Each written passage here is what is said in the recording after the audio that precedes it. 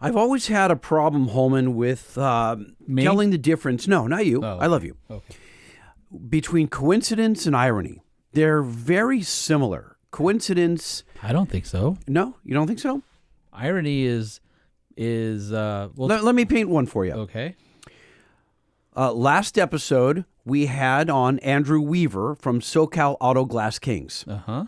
The next morning, I'm Right. driving to work, and it's not even a cool motorcycle. It was a friggin' 250, a sport bike with a 250, kicked a rock up at me and chipped my windshield. Okay. Is that coincidence or irony? Well, irony is when there's a contrast between expected outcomes and then the actual results. Wow. Well, then the expected outcome is that I would never get a chip because I talked to the glass guy. Well, but think of this one. Coincidence, that's the highlight of randomness. Randomness and the lack of a logical connection or deliberateness in events. So you're smiling. You guys can't tell. Is this coincidence or irony? That the next morning, after talking to a glass guy, I get a chip in the TRX windshield. What if I told you that irony is what makes stories more interesting because it adds surprise and it makes us think differently about what's happening, while coincidence is something that helps move the stories along by bringing in characters together or setting up unexpected situations that keep us engaged. They both apply to this. Not as easy, right? I would say it's coincidence. Huh. Although I would say there are no coincidences, so everything is irony. It's irony, exactly. Well, so I have to hire the guy that you already hired to do a little. Luckily, it's not the whole windshield. It's just On which car? The TRX. I called you Bummer. right after it happened. I don't remember. You don't remember me calling you? I don't remember anything that happened more than 5 minutes ago. Okay, well, I did. I mean, it's bad not the end of the world. It's not a big deal. It's just a little tiny chip, but it's and luckily it's not on my sight line. But I couldn't believe it. I get on the freeway and it's like I've never had a rock thrown at me from a motorcycle. I watched him Did fly. you run him off the road? I wish I could have. No, it was too much traffic. But he whizzed past me in the carpool lane, and I see the rock just right from under his tire. I could see it. I'm like, no way! Smash. Yep. Yep. Exactly. Well, I have this love-hate relationship with the internet. Mm-hmm. Because you can't tell irony from coincidence? No, it has nothing to do with that. It has something to do with just, you go to find information. And I find it ironic. I'm going to go back to your irony here. Someone call Alanis Morissette. No, call Dave Coulier. Because he got her to write the song? Anyway. Yeah, look it up, people. Look it up. I'll call it irony. We live in a time where the most information is at our fingertips, right? We should be able to help each other out the most. And everywhere you go is full of a-holes, just trying to win the internet a-hole funny guy trophy of the week, right? And it's frustrating because you go to these groups and they're just filled with smart-ass responses. So I've got a buddy, Jason Aubry, who started these groups for Wranglers. It's JL No BS and JK No BS. And if you're an a-hole and you're not helpful, he just boots you from the group. So it's full of really helpful, collaborative people. So like I told you on the last episode, I'm like, I got this Starlink Mini, and I'm trying to research it. I'm trying to figure stuff out.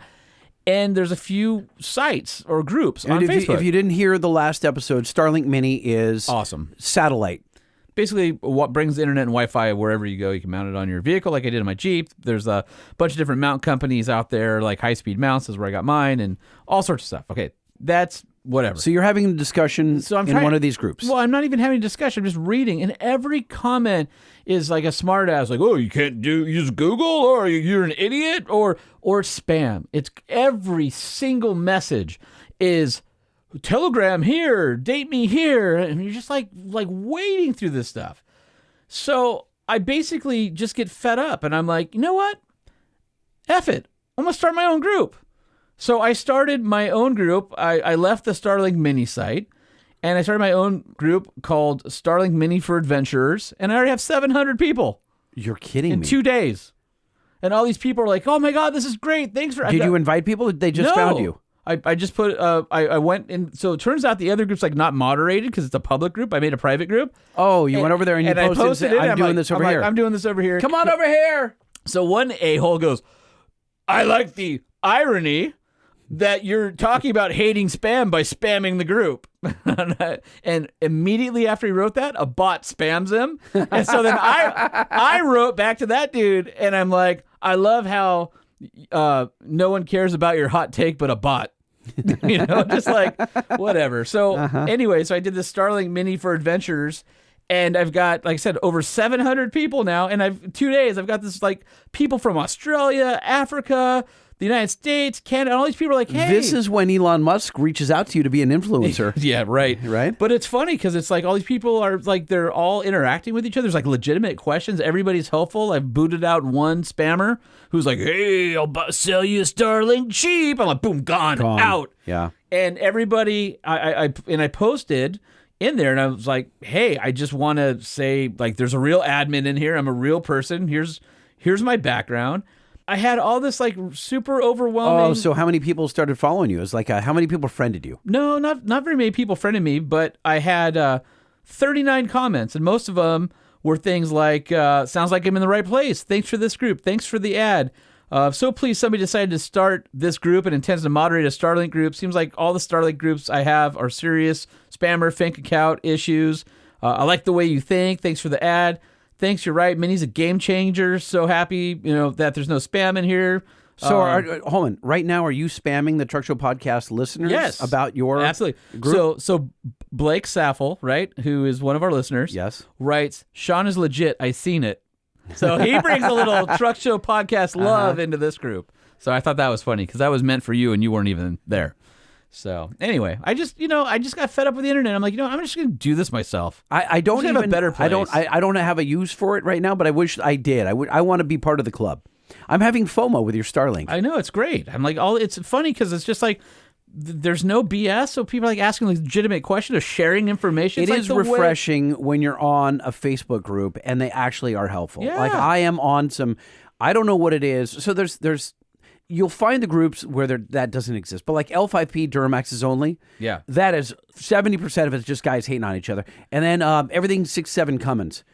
Oh my Lord. It's just so much S-talking. I don't have time for that anymore. And you know what I love? I just want to get an answer to something. You know what I love about that group? This Ram group that I'm on. Every time someone posts a photograph of like something they purchased for their truck, there's always the a-hole that goes, yeah, I made my own. Like, it took me 2 weeks. And I go, dude, are you jobless or do you just not value your own time at all? Right. I love when the guy he'll bitch and moan and tell everyone what an idiot you were for buying something for your truck. Intake, exhaust, whatever. I'm like, you should have left it stock, or I made my own. And it's like, it only took me 100 hours. I want to go to that guy and go, did you build your truck also? Yeah. Like, oh, dude, built, not bought. I'm like, I'm pretty sure you started by buying your truck. Like, you bought your truck from somebody else. You didn't make that truck. So, like, at what point do you draw the line, you hypocrite? Yeah. It's insane, the hate for... So what it is, immediately the guy posts and says, I can't believe you spent all that money on this, on X, on this thing. Wheels, tires, intake, exhaust, whatever. And the guys are like, what's wrong with you? Why can't he go spend his money how he wants? They're like, it's just a waste. He bought into the snake oil. That thing doesn't do what it says it's going to do. And they're like, yeah, but he's happy about it. They're like, yeah, but it's not okay that he's being taken advantage of. Like, bro, he's not being taken advantage of. He clearly knows has what he did. My time is worth more than that product. Buying that product that I know is validated from a good source that works is worth me doing that and not having specs. I'm too busy. Just tell me what works. There are people apparently that have time, and because they have time, they don't value those that don't have time. It's the PTA at school. It's all the people that are at home while their spouse works and they're just like drumming up trouble over there. Same thing on the forums. I got nothing better to do but to stir up the internet hornets. It's funny because the guy will like spend 6-8 hours modifying some hunk of crap part to be, in his eyes, as good as the one had he bought. Not. But it's like, wait a minute, bro. You make... let's say you're a mechanic or you're skilled in something else. You get paid $40 to $60 or more dollars an hour.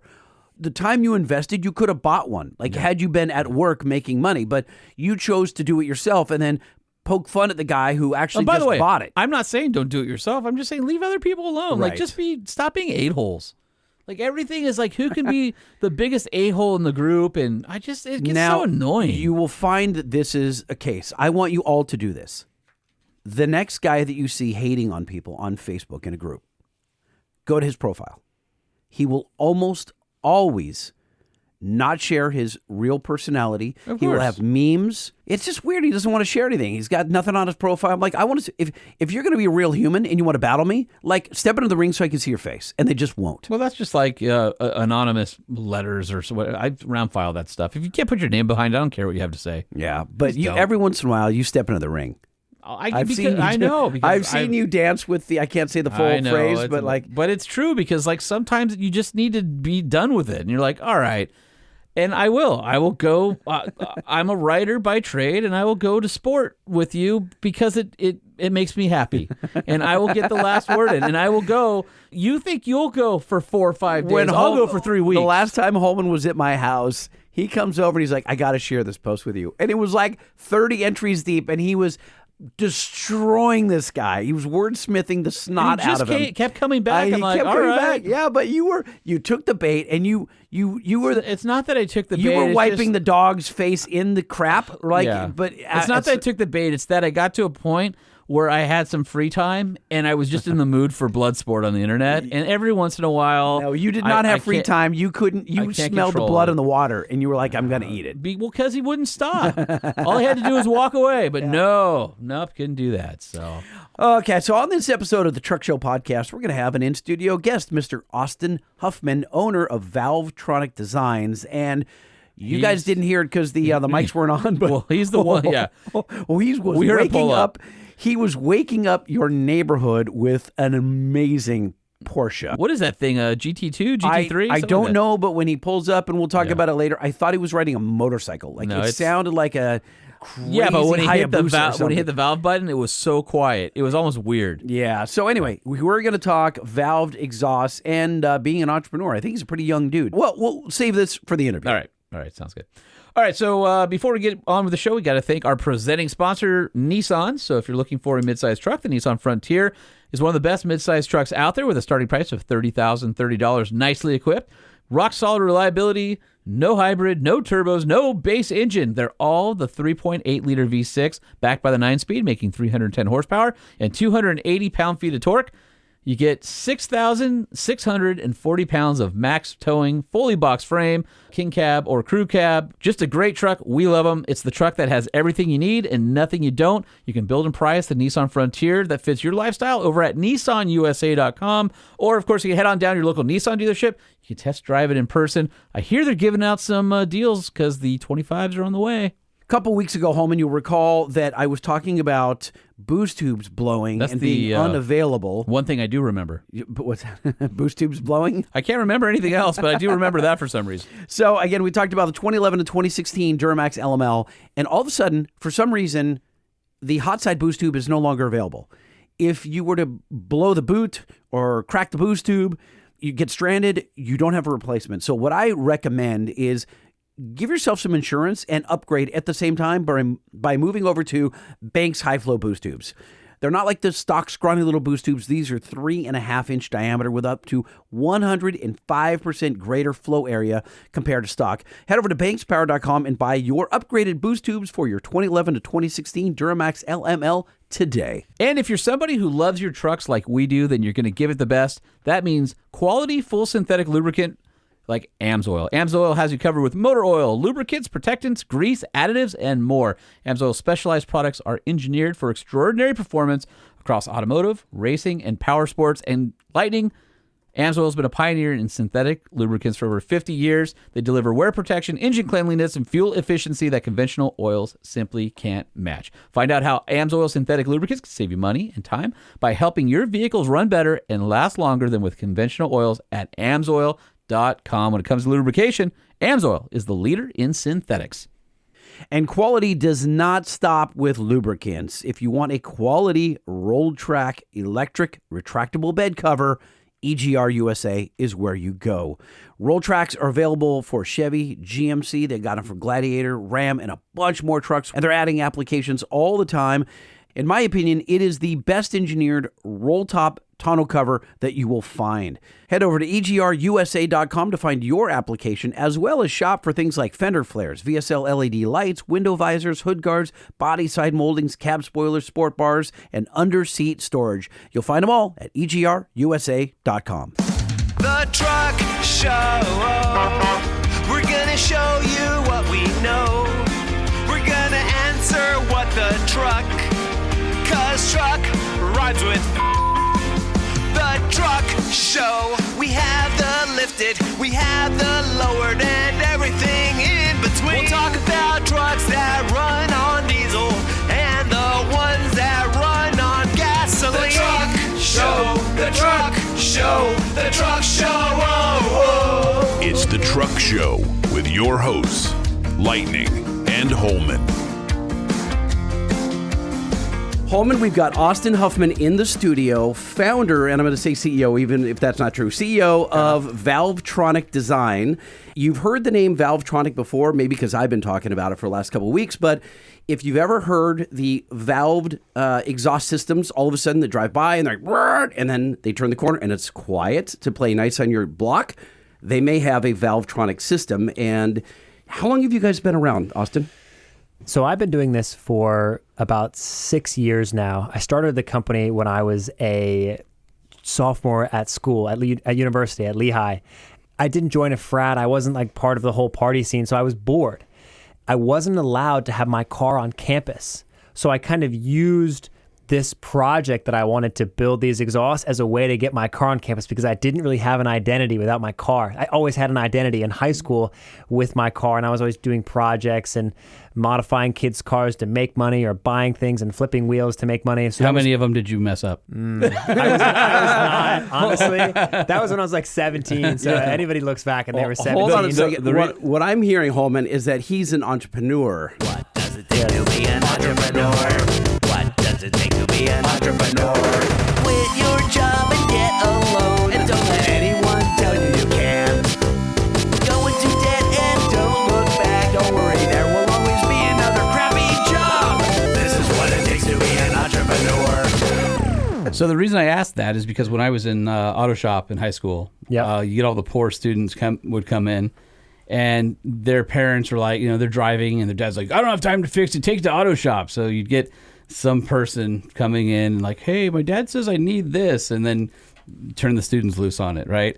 And That was an actual thing. That was an actual thing. Wow. Yeah, that would never fly today. And I remember this one liability. This one dude was like the football jock. We didn't know anything about cars, right? Okay. And so he's like, yeah, my car's making this noise. My dad said I should just bring it to you guys. And he was like terrorized, everybody in that class at some point. We're like, yeah, dude, all right, here's your list of stuff for Napa. You need blinker fluid, you need that. Muffler bearing. Went down the whole thing and made his life miserable before we ever fixed his car. So I've told the story before. So in high school, I was much like you. My identity, a lot was wrapped up in my vehicle. And I was into the Hondas at the time, things like that. I was buying and selling car stereo equipment. And I didn't know for the first year and a half or 2 years, sophomore, junior year, when I was selling stuff, that everyone thought it was stolen. Like they just assumed, like how would this kid get brand new Sherwin-Vega speakers and all that stuff, until I finally brought the quarterback of the football team to the distributor where I was buying the stuff, and I melted his mind. He couldn't believe that I was walking up to the door, paying, getting stuff, and reselling it. He was just couldn't believe it. And then my business was out of control. I couldn't even keep up after that because all the football players, all the cheerleaders all wanted gear. They all wanted stereos. It's very funny you say that because to make money in high school, again, I wasn't the big party kid. I wasn't a jock. I ended up really learning the difference between who is the customer and who is the end consumer, because the customer for the builds that I was doing, like on these Wranglers and stuff that I would do, like we would do wheels and lifts and all sorts of stuff. The customer was the parent, but the end consumer was the kid. So I had to work with the kid to try to convince the parents because they were the ones paying for They're this stuff, bankrolling right? it. It was fascinating. And the high school that I went to, it was kind of a douchebaggy school. So it was bougie and they had money? Yes. It looked like a Jeep dealership. Grand Cherokee, Grand Cherokee, Grand Cherokee, Grand Cherokee, Wrangler, like just in a line. Dead ass. They were all the same. They were all the same color. But this one kid who was flipping burgers, he was like, hey, all these Jeeps look the same. I've made some money. I've got an after school job. Let's go crazy. And I said, all right, I'll do the labor for free. You just pay for the parts. And we'll have this as like our showcase build at this high school. Exactly. Right? And so we brought this car in, and then everybody started to trust me with their cars. It was the same thing. And that's why today people ask like, oh, the Valvetronic stuff, you're so fortunate to be successful. What's the secret? And I'm like, honestly, I've tried so many things. You just have to hustle. You just have to get after it, because like the Jock was so blown away that you were buying and selling equipment. People don't understand how trial and error business is based. You know, everybody thinks, I got to have the plan, I got to have the routine, everything. I say balls to all that, because it's really all just, okay, we're going to figure this out. If it doesn't work, we'll try something else. Yeah, we'll keep kind of like your tweaking. jingle there, right? Which is exactly. really rowdy. So we met back in, I guess it was February or something like that, in Orlando. Yes. And I was moderating a panel for Keystone Automotive. So some of you may have seen Keystone in the past, or a truck delivering at your local shop, but they're basically a big distributor and one of the bigger distributors in the country for aftermarket automotive parts. And so I was at this conference, which they call the Big Show, and I was. They said, "Hey, if you want, you can stay all weekend. We'll give you passes to the show, and you can kind of cruise around." I'm like, "Yeah, I don't want to just come in and do this hour panel and then leave. leave. I want to see what it's all about." It's kind of, think of it as like a mini SEMA. I'm walking down the aisles and meeting different companies, kind of talking about OVR and Truck Show Podcast, and I see these guys, and they're in this end booth, and they're like, "Hey, come check out our valves." And at that time, Lightning had gotten the loud exhaust. The attack, right. The We can Borla say it. attack. He already knows about it. Yeah, I got a Borla attack. And he thought it would be great. And it is great. It sounds amazing. Except for when you start your car up at 5 a.m, they're like sound cannons. Man, and it's he loud. was definitely jealous of the 392 because I had the quiet button, the happy neighbor mode. And so you had said, "Hey, love for you to try this out. Do you have a vehicle?" I'm thinking, do you have something for the TRX? And you and I started talking about TRXs. So I hit Lightning up, and I said, "Hey, I think I've got a problem or a solution for your problem about your loud exhaust, so you can both enjoy it being obnoxious and also have happy neighbor mode." And then that's how this whole thing kind of started. So you sent out stuff like right away. You're like, "Stoked here. I'm going to send the box. Blah blah blah. What's the address?" And then Lightning sat on it for about 8 months. Well, but you're okay. That's not. Hold on a second. Wait, hold on a second. Kids, they need to do this first. Did I email you, Austin, along the way and say, "Here's my updates"? Yes, I did. Absolutely. Yes. So, and the reason My is, update is the box is You should dusty. have done it immediately, because you're a car guy, and when you get a car part, you See? must do it immediately. but I don't know if I told you this part. My truck was broken into, and I went. I think you told everybody that part. Good thing I didn't But maybe steal the not mufflers. Austin. We would have been in trouble, right? right? So it was broken into, and the truck went into hibernation, basically.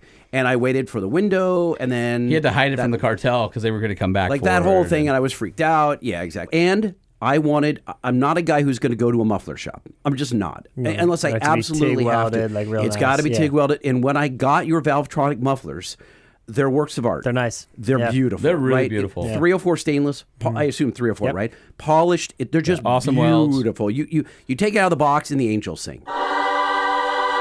That's the sound effect as you open the box. As you open the box, yeah. So then I need to get little Eric at work. He's an amazing TIG welder.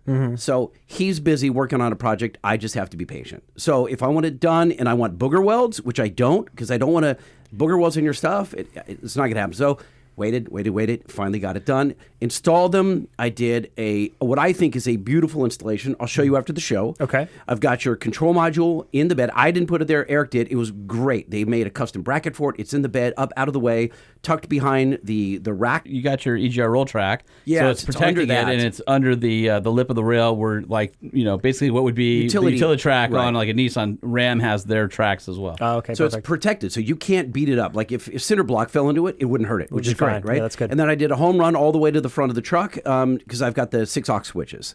So I went into one of the aux switches, and so I have my 12-volt switched. So if I turn it off, the actuator, the pump in the module will never energize, and it will always be in quiet mode because the valve is closed by closed. default, Yep. so it's always in quiet mode until I turn it on, and then I've synced it. I watched your video on your Yep, YouTube good. channel, and I synced it with my home link. So Yes. the left button on my home link is open, and the right button is is closed, and Yeah. it works like a champ. It's really great. So the reason why this product exists, and I'm very excited about the success that it's had, is because genuinely, I don't care what exhaust you have, Borla, MBRP, Corsa, anything. You can have that exhaust if the truck came with it, B, you already bought it, or C, you're looking at that exhaust because you like the sound. you can just retrofit the Valvetronic mufflers into that system. Or if you have a stock truck like the TRX, I assume was stock before, you just take those kind of bottle mufflers out and you weld these in, and it changes not just the sound, but it changes your whole interaction with the car, truck, vehicle, whatever. Because my TRX, like yours, has the bypass pipes, like the race pipes, so it's catless and it's so loud. It's like 130 decibels. It's so loud. Well, so you not catless because that's illegal. You did. I did some free flow in Mexico. I did some more freer flowing components up front. So he is from another state. That's too, true. That's true. So I got rid of those the resonators. The resonators. Did you do the free flow components? Not like yours, but I did. It was pretty darn loud with the boreless system, and it was great. I really like the tone. Yeah. They leave some stock components. It's a new X pipe in the middle and such, and they have their polyphonic. Yeah. Oh, wow. So they have a system called the polyphonic harmonizer. Yeah, and so what it is, it's 4 smaller pipes in a larger pipe, and they're different lengths. Think of it like a pipe organ. It changed the tune. It was really, really neat, but it was just that loud all the time. It was loud, yeah. Well, I'm happy that you have them now because the mufflers, if you do decide to do some more freer flowing components like I have on my truck, it only works better. It stays just as quiet as it is now, but it only gets louder. It's awesome. It's so cool. That's why I'm so excited, is because this doesn't matter if you have F-150 or you have, whatever your truck configuration is, you can go and have a great time on, an exit on-ramp or whatever with the valves open, and then you can pick the kids up at 6 a.m. and go to work or whatever on Monday morning, and you have no compromise. Be a respectable citizen when you want to be, and a hooligan when... And also, too, people's interaction with the product is all wildly different because some people never open the valve, maybe once or twice a week. Other people leave it open all the time. On my TRX, if I want to do a hard acceleration, I'll open it, and then it's like I could wake the dead. It's amazing. On the other hand, half the time I've got them closed because I'm on a phone call or whatever. It just takes the truck, which is a very utilitarian vehicle, and gives you the experience you want, the sound. Yep. When you want it. Controllable. Yeah, see, I'm driving about 80% of the time with them open. Yep. But when I'm going through residential, because I usually come home at 9, 10 o'clock at night, and I leave equally as early, and I close them. And so I'm not upsetting the neighbors. Let me see if this resonates with you. No pun intended. This on the Valvetronic website says... do your neighbors despise your cold start in the morning? Yeah, do the police give you a hard time because your car is loud? Does your significant other hate riding in your vehicle because the drone is too loud? Maybe you just want to make your car a bit louder with the option to make it sound docile without compromising. Then the Valvetronic Designs Universal Muffler Kit is the perfect solution for you. Loud when you want, quiet when you need to be, all at the touch of the button. Is that you? Is that accurate? It's absolutely true. And another time so I'm a total audiophile. I'm a geek for the audio. That sound doing 80 it was overpowering. It was bringing the noise floor up too much. So I was having to turn the volume up too much. That's annoying. And it was I was fighting it constantly. And now with yours, and I came over here right after I did, and I showed Holman, and he's like, what in the, it was dramatically It almost quieter. sounded like a quieter Ram 5.7 Hemi truck. It's exactly right. Yeah, it's quieter than the stock mufflers. When I'm cruising, so happy. well, instead of a single muffler, it's got, I have the duals, your duals.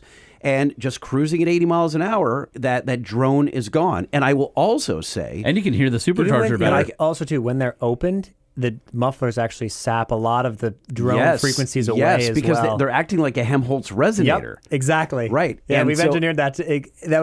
I'm happy that you said that because that was one of our biggest things is people would come to us with straight piped Hellcats, V6 powered Chargers and other cars, Mustangs. Yeah, I'm melting in my chair. Yeah, right. But they would come to us with those, and they would delete the middle resonator and have no mufflers. They wouldn't come to us. They would look to buy online. They would want the sound, but people would find it would get slightly quieter with the valves opened than their straight pipe setup, but all the drone was gone. So we actually found, we did a test. We had a muffler deleted V6 Charger with no resonators, and then we had a car that same setup, but it had the universal mufflers. The sound was like a half decibel quieter with the mufflers in their open position, but in the car it was way quieter because all the drone was gone. Yeah. So I'm going to play, people are sitting at home thinking what are they talking about? I'm going to play a little piece. Now, this is just at idle. and I'm going to play for you, and you can see the difference. And I talk a little bit on this clip. The volume, the overall decibel output is not that different. But what it is, it's cutting off the crackle, which is the annoying part. What you're doing is you're removing the bass. You're removing sound, or you're removing noise, and what you're left with is the sound you want. That's true. Yeah.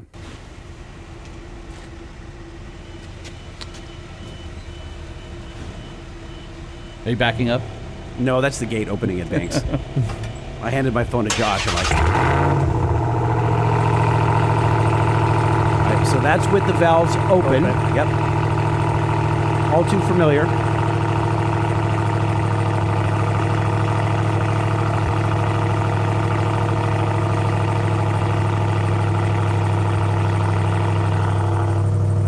And that's with them closed. Sounds like a 5.7. So you can tell that like I'm watching the VU meter right now, and the volume is almost the same. There you go. And now we'll close the valves.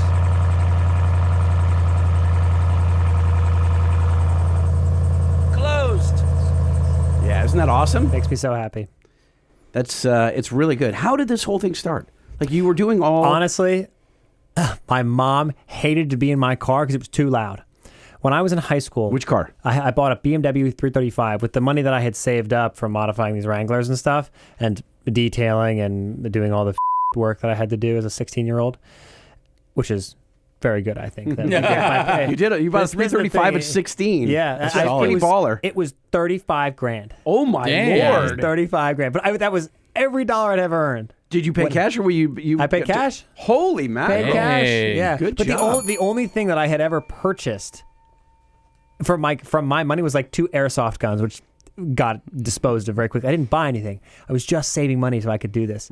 That car, though, taught me a lot about what I wanted. And then after I sold that, I bought an E46 M3. Nice. Imola red over cinnamon, 6-speed car. Beautiful car. Oh, love that car. But the reason this all started was because when I had that 335, with the money that I did have left, I bought a downpipe, the free-flowing component. Of course. Again. I did like a free-flowing midsection, and then I had in the rear, I did the BMW Performance exhaust, which on those BMWs from factory, those cars had exhaust valve. Like they had one on one side, but it was just kind of an emissions control device. It didn't really work for sound control. The BMW Performance system removes it, so there's no valves. So it's just loud, loud, loud, loud. And my mom, she would wake up to go to work about the same time that I would go to school in the morning, about 6:30 or 6:45, when we would leave the house. And I would start this car and it would rattle everything. Like the whole house would shake.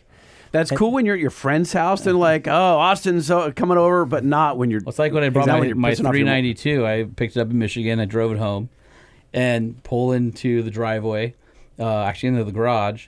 And then the next morning, because I got here at night, and then the next morning was the first time my wife had, seen the car. Seen it, yeah. And I started it up, and it rattled every picture on the wall in our hallway. Yep. And I drove out here, made a right, made a left, made a right on the street, and then gunned it all the way to the corner. Yeah, they could hear you forever. Yeah, our bedroom is upstairs facing that direction. She texts me, "That's obnoxious, and I can still hear you." You're like, well done, yes. Yes, awesome. mission accomplished. But so when I had this car, it was a snap change when I did the downpipe, when it was kind of a straight pipe system. Everything rattled. So my mom, after that day, got very frustrated. I had this on for about a week. And then she was in the car with me and she said, "Austin, why don't you make it so it's loud when you're in the car, like on the highway, and then can you make it quiet in the morning?" It's mom mode. I was like, maybe. Wait a minute. Is she the mother of invention? Absolutely. Yeah, I give all the credit to her. So that's the thing is, for me, it was like there's a solution here that I need to figure out. So what I did is I put the stock rear mufflers back on, which had the valve in it.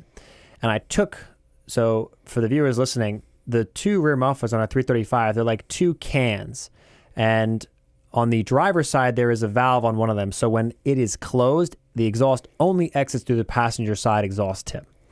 So what I did is... And it's got a lot more baffling on that side, correct? Correct, exactly. Even though the mufflers look... Yeah, they're not symmetrical. They're They look asymmetrical. asymmetrical. Yeah. They may look similar, but they're very different internally. So the one on the quiet side was much more dense. So what I did is I took the loud side, which had the valve in it, and I opened the muffler up and I gutted it. And I welded in straight tubes and took all the packing out.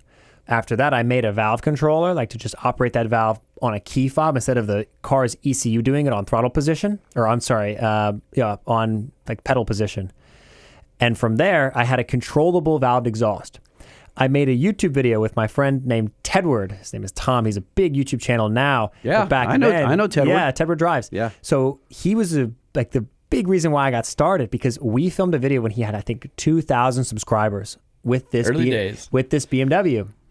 And that car ended up really spiking the interest in this idea, because that first car that I had bought as a teenager, it was a black car, the automatic car. I bought the E46, and I had to do this project on a white 335 that I had.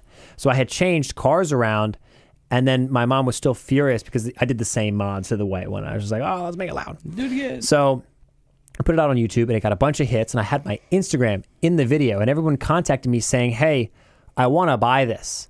And I was like, well, don't buy it. In the video, I explained how to do it. And they're like, no. I want to deal with it. I want to buy it. Yeah. And I was like, I don't know. All right. Here we go. Yeah. So kind of as your entrepreneur thing says, I just had to figure out how to do it. So from there, I found an in-house manufacturer in Pennsylvania, because I was at this time now going to school, to help me build these.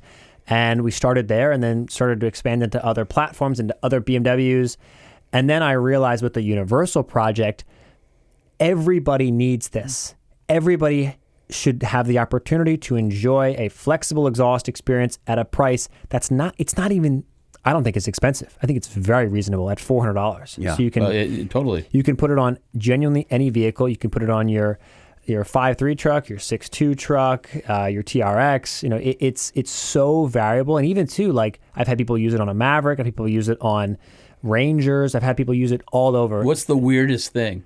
Is it the Maverick, or is it? Well, in terms of weird stuff, truck-wise, anything? Oh, I've seen it on buggies. I've seen it on swapped Porsches, Volkswagen buses, everything you can imagine. Wow. We get some wild inquiries. We get like old ML55 Mercedes that they use them on, just anything and everything, because it fits. It's smaller than factory mufflers. It's very dense. Very compact, Isn't there's a new craze going around right now with like S-Class Mercedes and AMG cars and stuff that are supercharged, and they're straight piping them because they sound so wicked, and they can get so... Well, actually, so interestingly enough, with that, they can get so loud and so obnoxious, people use the mufflers for those as well. Yeah, right? And from factory, the Mercedes like C63 and stuff, those mufflers were engineered in a partnership with Eisenman.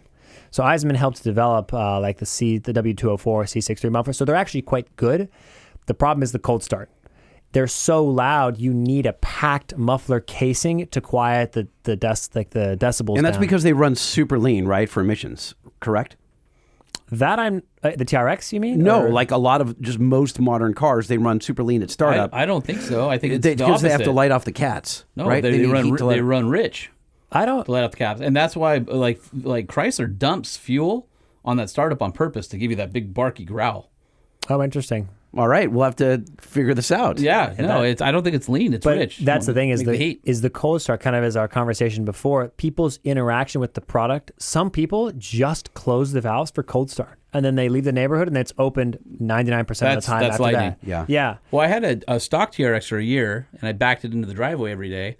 And at one point, we redid the paint and the roof on the house, got new garage doors. And this old man comes walking by, and he's like, got new garage doors, did you? I'm like, yeah. He goes, what, just starting up in the morning, put dents in your old garage doors? It's like, to us, it's not that loud, Yeah, right? But everything is so loud to the people outside. It's even, too, when someone drives past you and it's really obnoxious, even though we're in the car, sometimes we're like, oh, everyone thinks I'm cool. Yeah. No, not usually. No, not usually. Yeah. So that's why I think it's such a valuable thing, and I'm really trying to get it to the truck enthusiasts, because I want everybody to be able to enjoy what is truly such a fun experience, because it removes all your compromises for having something be loud. Yeah, and you can do it. It's designed so You can weld it yourself. You could, if you're a good welder, You do clamps, you could put V-band clamps on it. You could, You yeah. could do all sorts of stuff. Or you could take it to a muffler shop. They could swedge it open, so you could just slip it over your existing pipe. There's a Exactly. million different things you could do. It's very versatile.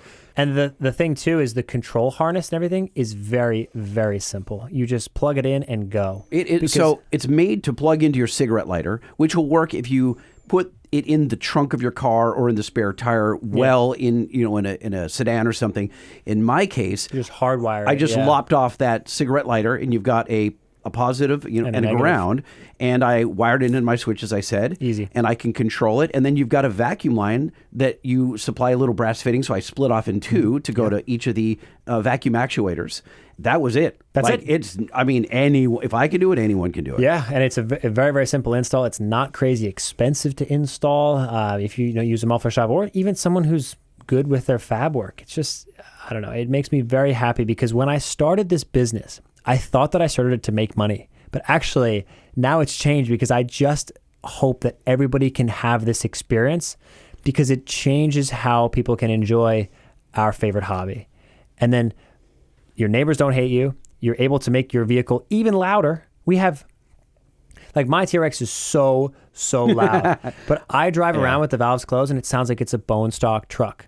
You accelerate away from the light. It's totally normal. I've been stopped in the truck before. And You've got mid-length or full-length header or long tube headers on there? Yeah. Okay. got Yeah. it. Okay. So a completely race setup. When the valves are open, there's nothing in between the block and the exhaust tips. It's wicked. But then when you close the valves, it's like it goes back to, it's actually still quieter on a rev than a stock TRX. You're making me want to do that now. But that's the thing is, I would do long tube headers if I weren't in California. register the truck somewhere else. Yeah. You mean buy a house somewhere else? Right. Yeah, And then live well, there. You have and then live you there. have property. Yeah, of course, Yeah. of course. That's the big thing too. Is the product just works better when you have freer flowing components. It makes me so happy. Let's talk about back pressure, because when they are closed, the valves are closed, and you have a really unique design in that you've got the valve and it's before the muffler. Mm-hmm. And what it does is when it's open, the exhaust, for the most part, travels straight through in a straight pipe, right out to the tip of the truck.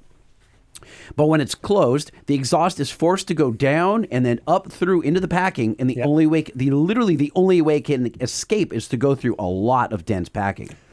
Now, what does that do for the back pressure? It definitely increases it, but what we've designed the mufflers to do, even on like a supercharged truck like that, the muffler internals are designed to flow well, kind of in an S pattern through the muffler, like quickly get through it, but to not add too much back pressure to where you couldn't run the truck. Like I've run my truck with the full race setup, and I've done hard accelerations with the valves closed. Oh, really? No problem. Okay. Yeah, no problems. But that's a race setup, with completely free flow, and my truck is not tuned.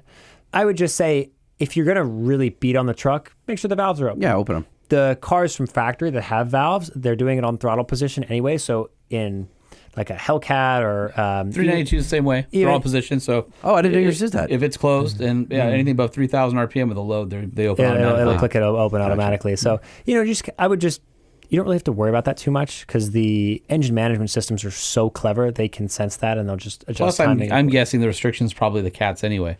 It is. The header cats. It is. Yeah. So we see a lot of that. But, it's always important to know the product is, as best as we could engineer it, designed to work well, open and close in any scenario. Got it. So, you got to make a pass on the highway, make the pass. Like, the truck's not going to explode. So other truck applications, do you generally push people towards the universal application? And then you've got in the sizes that you offer 2, 2.5, 3, 3.5. Yeah. So in terms of use cases, what I recommend, we've done a ton of Rams, we've done a ton of Tundras, every truck you can imagine has these mufflers. What we find the best application is, it's important to remember that, like, let's say on a Ram, like a 5.7 Rebel or something, that truck gets really loud if you do duals. Yeah. Because you have way more flow. If you run the single and you just put the single muffler in the midsection and you remove everything else and just straight pipe the rest of the truck, it sounds good. You get a nice aggressive sound, but you could drive all day with the valves open. And because of the way the Hemel chamber is designed for the valves open muffler casing, you won't have any drone, which I think is a cool setup if someone doesn't want it that loud. Yeah. But if you really want it to be rowdy, you should do duals. You should run the truck duals all the way back, probably with an X pipe or an H pipe, and then run 2 mufflers.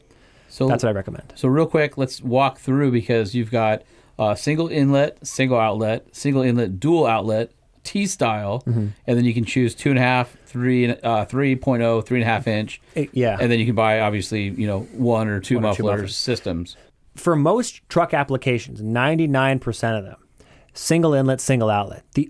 The only things that really use single inlet dual outlet would be like a BMW M5, which has the quad tips. So you can just remove the factory mufflers and put those back there and just slide exhaust tips on.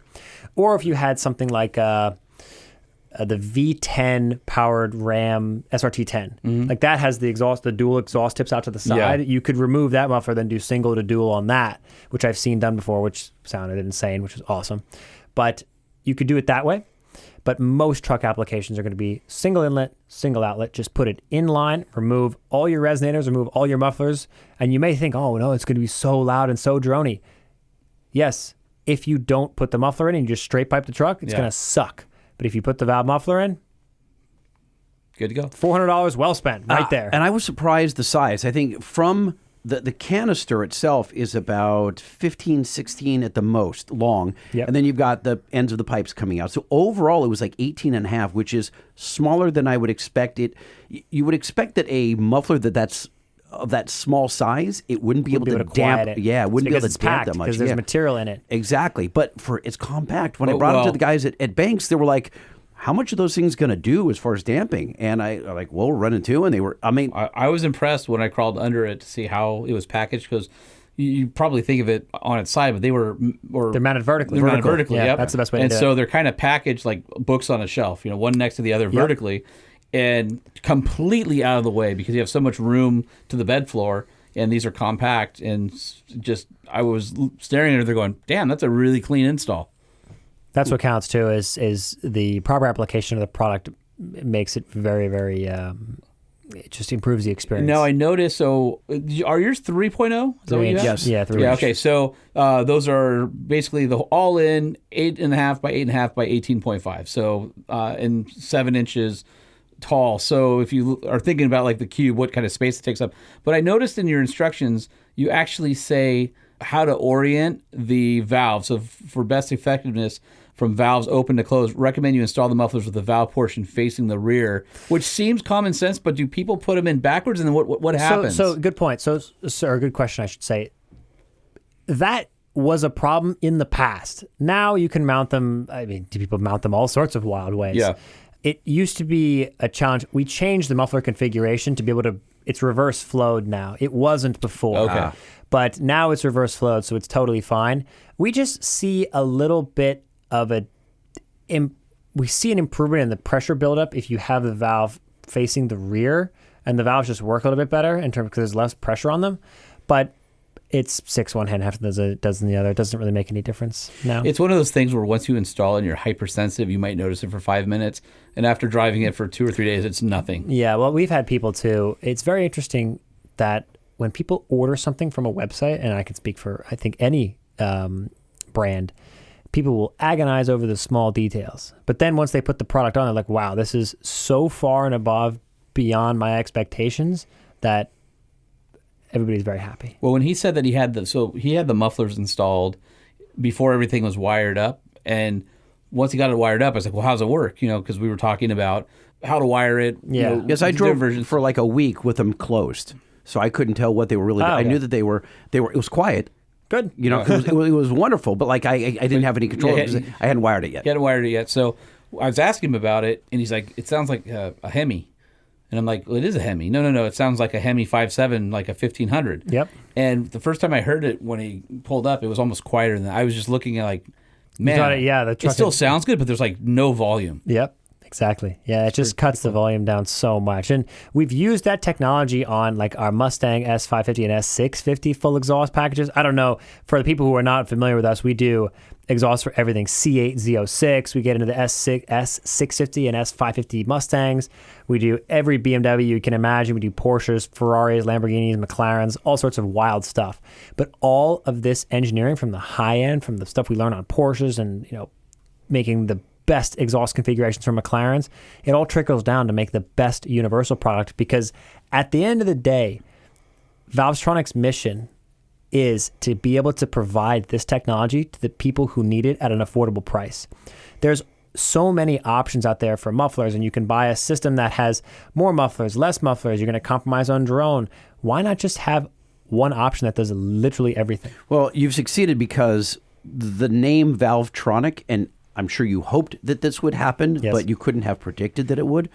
But it is now the Kleenex of that brand, meaning it's just, even if I go and buy facial tissues at the grocery store, They're called Kleenex. everyone calls it Kleenex, and everyone calls it a Valvetronic, even if it's an imitation.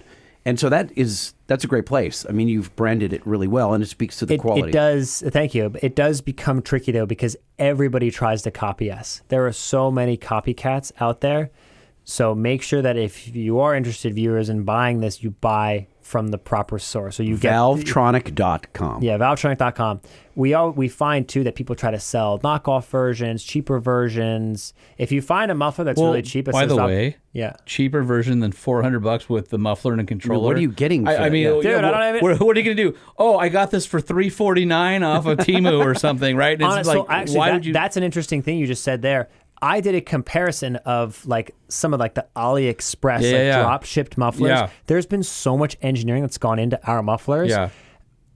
I pulled out one that I ordered off AliExpress, and it was still, with the shipping, it was $160 for the product and another $170 for the So shipping. why not just get the Made in the USA originals? Exactly. But People? the big thing for us is so much of what we do is product experience. It has to be good. You got to feel special pulling the stuff out of the box. And we've worked so hard with our suppliers and everybody to make the product very special. But then when I had this other product that I bought on AliExpress, it showed up in a box that was absolutely destroyed. The hardware was damaged, no support, no nothing. The thing about it is, Were the instructions in English? no, no. When anybody tries to cheap out, and I talk about this for McLaren exhaust, Porsche exhaust, and the universal mufflers, whether it's for your truck or whatever, remember what are the true costs of your cost savings. That's how I like what I like That's to say. funny that you say that, because Holman and I were talking about this. I don't know if it was on or off air. It all bleeds together. But like at where I work at Banks, we sell a part for the Ram trucks, 2007 to current, and it's called a Monster Ram. It's $1,000, and it's the best that you can buy. Yep. And it solves some problems. It adds performance. And guys will say like, you know what? I'm not going to spend. That's too much money. I'm going to make my own. And what do? They spend 3 weeks making one, fabricating whatever. How much is your time worth? They don't calculate that. And do they work for free? We offer free shipping on all our products. Well, then I'm that like- just totally undoes it. While you're talking about shipping, I'm like, well, yeah, if their shipping's less than $50, it's still a pretty good deal. Oh, it's free. Dude, it's free. People want to say, hey, like I want to come and pick up the exhaust. Like, will I get a better deal? I'm like, no. I'm going to ship you the exhaust anyway. Yeah. So, or I'll ship it to you for free, so it doesn't matter. But dude, it's a very interesting landscape because everybody is deal shopping, and quite frankly, this product I feel is so fairly priced for the product you get. Totally. That we have some people who say, hey, we always have challenges. We always are looking to improve the product and always get better. And we have some people that, hey, it didn't work for me, it didn't fit. All right, cool, no problem. We'll take them back. Send them back to us. I'll send you your money back. Not a big deal. Our objective is to offer that best experience, and also to be the company that someone is proud to. If we send stickers, we send a free shirt. Everyone gets a free shirt. I want people to be proud to run Valvetronic and to promote it, but also to look back on their experience and go, my next car, I'm getting those mufflers again. Yeah. All right. So let me bring up a couple points here. One is that if you own a truck, you probably own a motorcycle. Oh, here we go. You guys do stuff for bikes? They have a Valvetronic motorcycle muffler. We are in development of a Valvetronic muffler for it's starting with sport Sick. bikes. Okay. And we've done the initial developments and the scans and stuff for it, and we did a prototype and we put it on Was it like a GSX-R or something? yes, that's exactly what it was. Okay. It was one of those. And forgive me, my bike knowledge, viewer or people who are listening, forgive me, but we put it on straight piped bike, no cat, nothing. Well, free flow configuration Yes. on the motorcycle. Right. Yes. Race For it's test a race purposes it's a only. race bike Competition only. Test purposes only Test in the purposes dyno only. cell. Yeah, of course. Absolutely. This bike was ear-shattering, so exotic. It actually made the bike sound way better when the valve was open. Closed, sound like the bike was bone stock. It was spectacular. And the big thing is the bike community needs that. Oh, yeah, they do. Because they're getting popped. That and the motorcycle is a very easy target for noise problems. Yeah. When you look at your community and say, okay, what are the problems in terms of noise? It's very easy to point a finger at the My motorcycle. brother almost sold his house in Costa Mesa, California, because he's on Beach Boulevard. For those of you in the Orange County area, Harbor Boulevard? I'm sorry, Harbor Boulevard. What did I say? Beach. Yep. Harbor Boulevard. Thank you. And for whatever reason, it is the main thoroughfare for Harleys. And every morning, 6 a.m., there's rallies. Just, it's nuts. And sport bikes, like crazy, up Harbor. And he was like, I'm going to sell this house. I can't stand it. I have to wear earplugs on Saturday nights into Sunday mornings. That's not good. Yeah. So if we can inspire the same enthusiasm for flexibility that we have in the truck market for the universal mufflers and in the automotive market for like our BMW and Porsche exhausts, everybody wins. Because honestly, and it's kind of an unfortunate thing, the motor car as a whole and bikes are, as we can take bikes and cars collectively and trucks, they're a very easy target for legislation. It's very easy to point fingers at things with gas-powered engines or a diesel and just be like, that's wasteful, you should buy a Tesla or you should ride an electric moped. But there's such passion and desire and enthusiasm around these vehicles that we need to make it so that everybody can coexist. Because quite frankly, when I drive through a neighborhood when I was like 16, 17, I used to feel like super cool in my BMW with the pops and cracks. Like I used to feel that way. Now I look at that and I'm like, Welcome to being old. I kind of, yeah. Yeah. So I'm looking on here, and I'm guessing not everybody who listens to the Truck Show podcast has a Ford Mustang GT or Dark Horse, or has a Nissan GTR, or has a FA Tributo. But holy crap, if you guys want to see pure Artwork. go look at the F8 exhaust of $59.99, which is actually a really good deal for an exotic Ferrari yeah. exhaust. And it's like pie cut titanium. What about the C8 Well, hold on a Z06? sec. Hold on a sec. Five-star reviews on the Ferrari F8 exhaust. And you're looking at it, if you don't know anything about the McLaren, the Audi, any of the, I mean, you guys have dozens of applications. Yeah, tons. Every single one looks like a piece of industrial art. Every single exhaust that you make looks unbelievable. Sex appeal counts. Damn. It's very important. And we find that we can actually talk about like the Corvette C8 and the E-Ray and the Z06. We put out our Z06 exhaust package for the C8 and it went like super, super viral. $5,000. Yeah. $5,000. Because of the price of the sound, or what? Because for of what all reason? of it. Okay. By Because the of- way, the Valvetronic housing is also titanium. I'm guessing from heating up, it's freaking gold. And then the tips are all blued. And it's but it's You're not talking about even. the vacuum actuator Look or at the it. controller? Look at that. The vacuum actuator, the housing. Oh, yeah. So like that- the muffler casing and everything. Holy is crap, all- that's rad. is all Yeah, turn- that's turn- cool. And by the color. way, the pie cut thing is that's labor intensive. Hugely. The configuration for us is if you're going to buy a Valvetronic product from Valvetronic Designs, it must be the best sound. If you look at like the C806 exhaust with that X pipe, which is just wild, you look at our S650 and S550, the biggest problem with Mustangs when you do headers, they're so raspy. With Corsa, Borla, any of these other exhausts. Our exhaust has a center H pipe that's resonated. That it makes a regular Mustang sound like a GT350 with headers. No kidding. It's amped. It's so cool. And the big thing for us was I did not want to put a product out on the market that was not going to be the best experience. Because if I'm not, It's going to sully your name. People should shop somewhere else. I was not going to put something out that's not going to be the best. We just finished development of our Lotus Emira exhaust. That car, it's exciting. People are enthusiastic. Camry engine. It sounds like a damn GT3. I swear to God. Maybe bring up the video after the show here. It is absolutely out of control. The E-Ray, we had a new E-Ray in. The C8 doesn't rev very high. Like it revs to, I think, 6,000, but barely, or 7. Forgive me if I'm wrong here, but you don't get that exotic sound. Our C8 exhaust, again, similar configuration, large cross-section X-pipe, titanium pie cuts, and these large muffler casings using the OEM valve hardware. The setup just rips. It's so nasty. I had a technical question real quick here. You use vacuum actuated mechanisms to open and close the valves as opposed to electronic, which I've seen. And I've heard, I don't know if it's true, I want you to tell me, is it because the electric ones get superheated and the internals just cook and eventually die? Or why are you vacuum? Or is it because a lot of the factory ones are vacuum and it's just easier to have an actuator? So it's both. We use both. Oh. So like on that Corvette, that system there, it uses the factory 5-pin Corvette C8 valves. You just take your valves off of your factory exhaust and put them on this one. No kidding. It just works. You click the Z mode and it opens. It's sick. But on the universal mufflers, we use vacuum because it's a lot more robust of a technology and it's a lot easier to understand. Electronics would have increased the price of the muffler a little bit too, which I would rather have a more robust, more affordable option for people instead of putting electronics underneath the bottom of the vehicle. Now, for the Porsches and the BMWs and stuff, they use really high quality electronic actuators, which you can take from the factory exhaust and put them on our exhaust, which just works.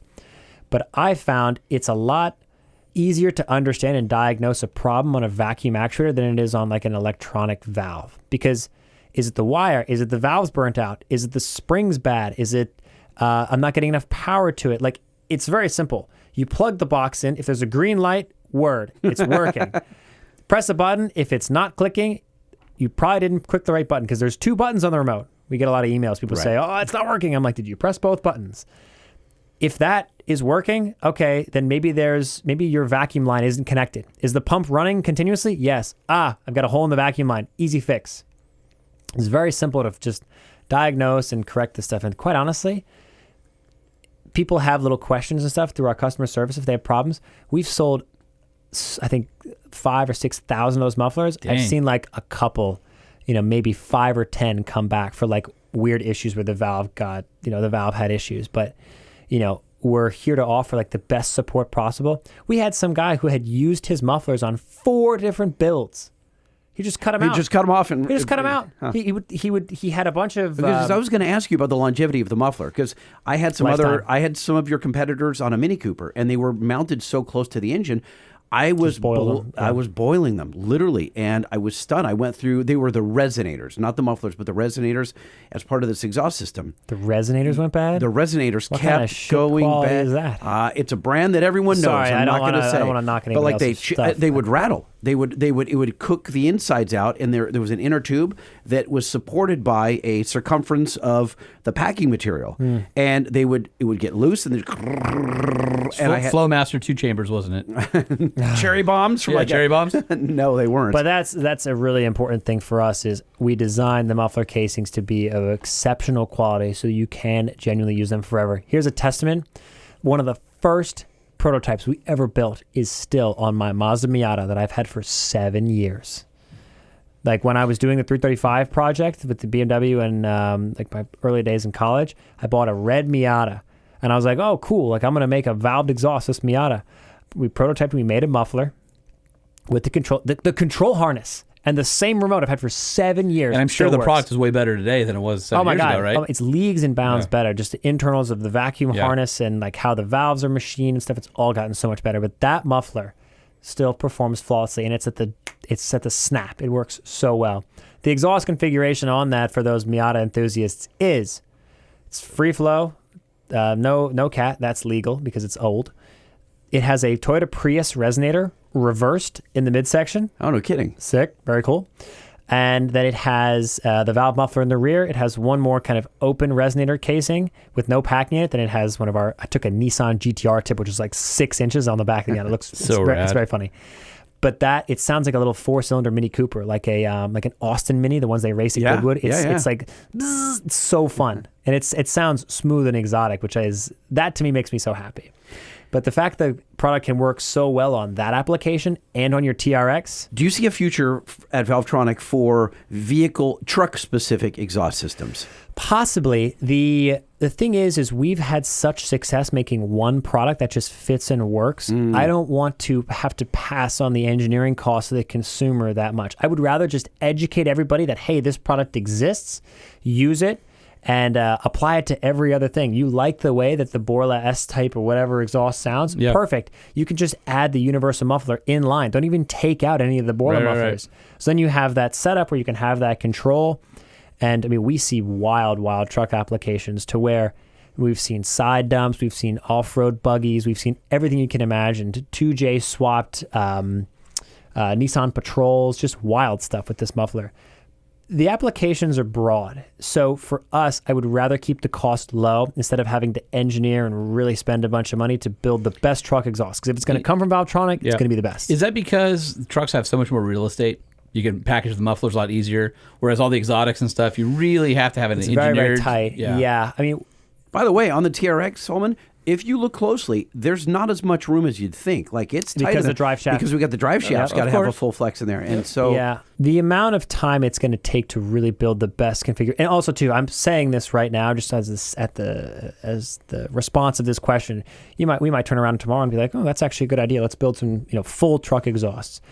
I would just say though that I'd rather someone be able to have this technology for less rather than spending. It would probably be our systems would at least be $1,800 for a full exhaust with valves. Yeah, this just makes so much more sense what you're doing now. Exactly. Unless somebody has $1,800 in their That's true. pocket and they're willing to play. Well, the cool thing is if you, my full exhaust, let's discount the headers because I wanted a different sound.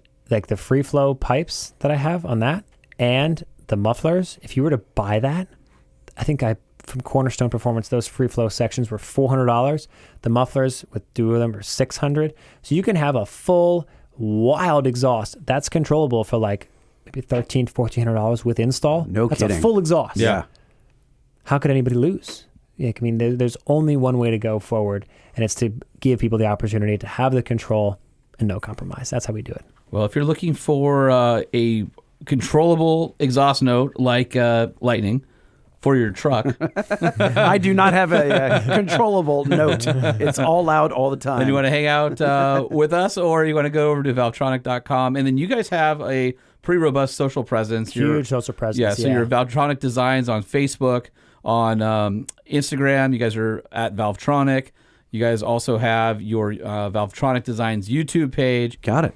Dude, it's been a treat having you in. Absolutely. It's This been is a pleasure very being cool. here as well. Yeah. Yeah, I didn't even know you were in town until I Lightning texted said you that like you're 2 days ago. I'm like, Like, I'm here. here. He's like, is Austin, he's on the phone. He's coming in. He's like, he doesn't live in California. I go, he's in California. He's coming over. I'm coming over. Coming over is awesome. And we didn't even get a chance to talk about your Porsche GT3 RS that's outside. That's Yes. brand new. Holy mackerel. That thing is wicked. Thank you. My Yeah, Lord. my wife goes, I think your guest is here. Yeah. Well, so wait a minute. I She didn't know was what you were correct. driving. And what did I ask you when you walked up?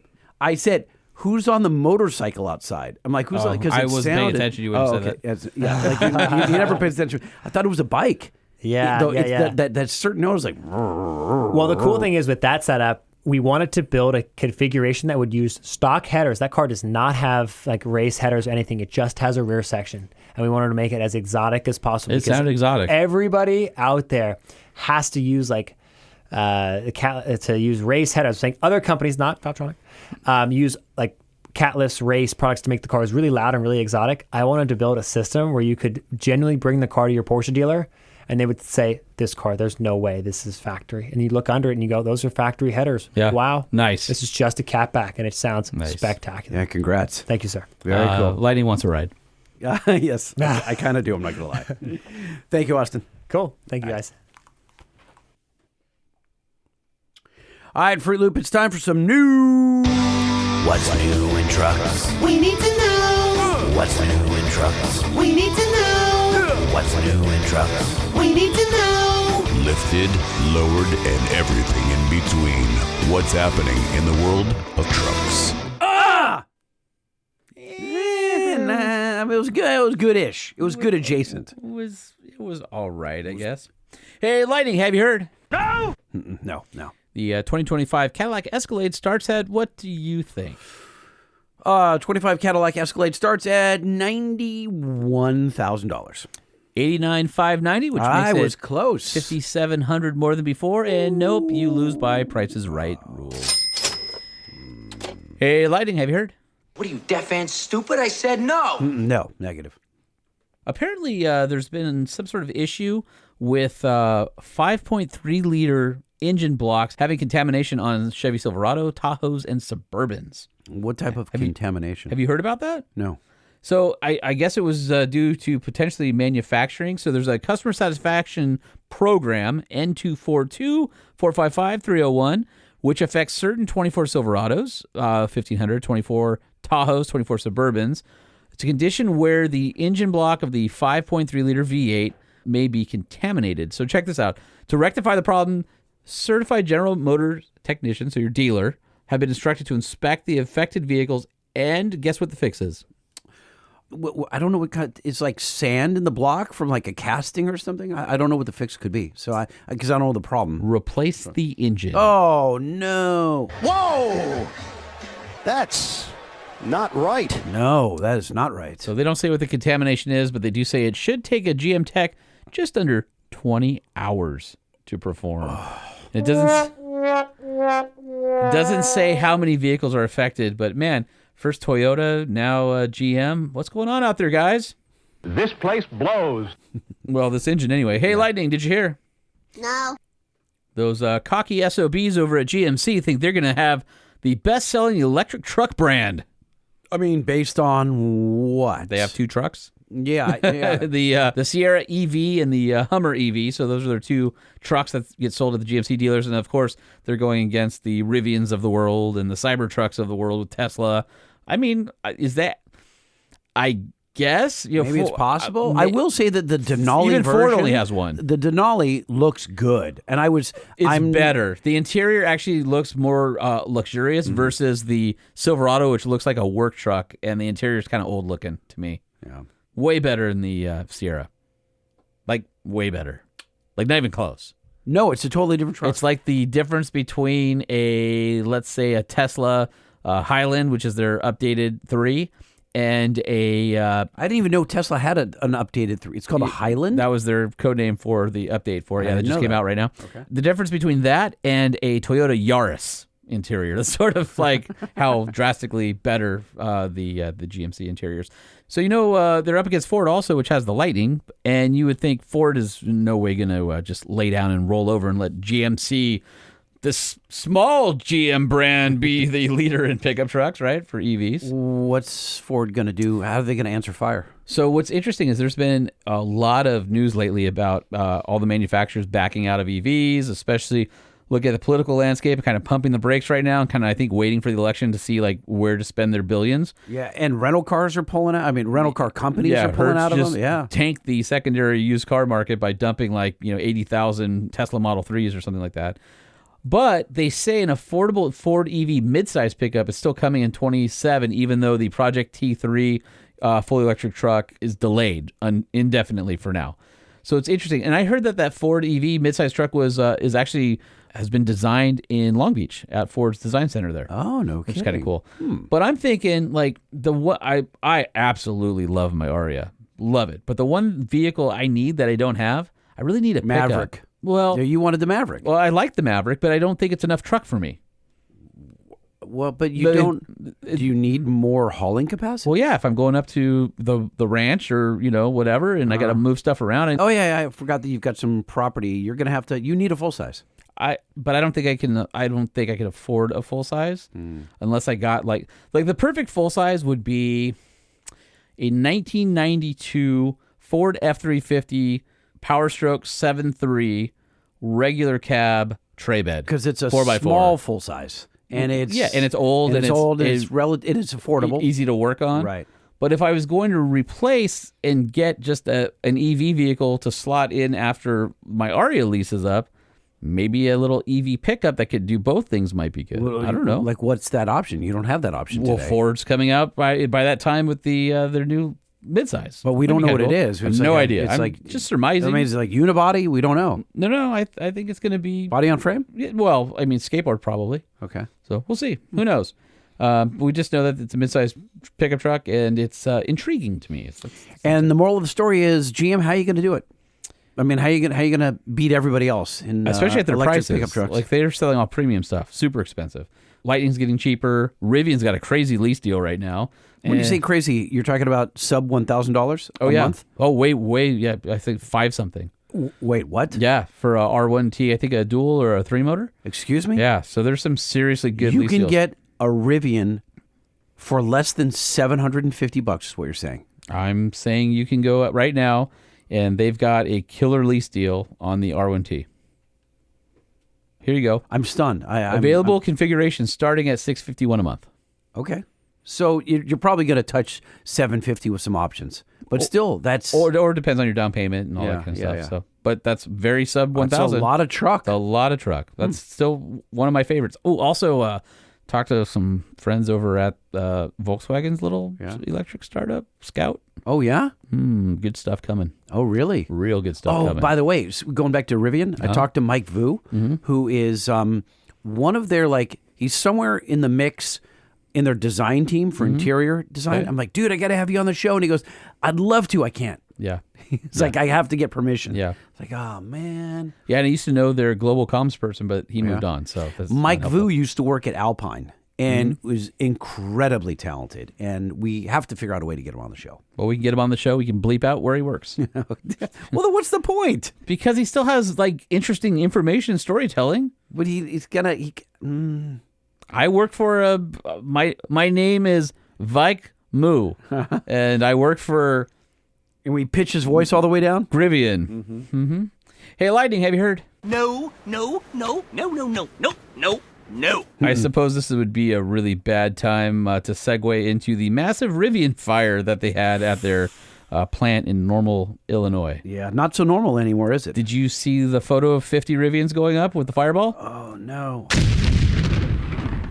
Oh, my Lord. Wait a minute. My sound effect didn't even do that justice. No, that is a giant inferno. huge So now explosion. it burned down a bunch of them, and so What they have, caused the fire? Do we know? it's unclear what started it, but I want to say it was 50. This article says Was it a Tesla semi that set all the Rivians on fire? No, that's only when they fly off of the highway. Oh, I see. Yeah, it was on a Saturday night, and there's an investigation, and somebody took a drone photo today, and it showed a bunch of Connex containers basically barricading around all the burned out Rivians. So you couldn't get close to take a photo? I'm is that what assuming they're just trying to block it off. Ooh, that's or bad PR. keep it from if something happens. Listen, battery fires are muy bad. Yeah, muy bad. So anyway, not a lot of info on that, but we'll update the story, and glad nobody was injured in that deal. Hey, Lightning, have you heard? No.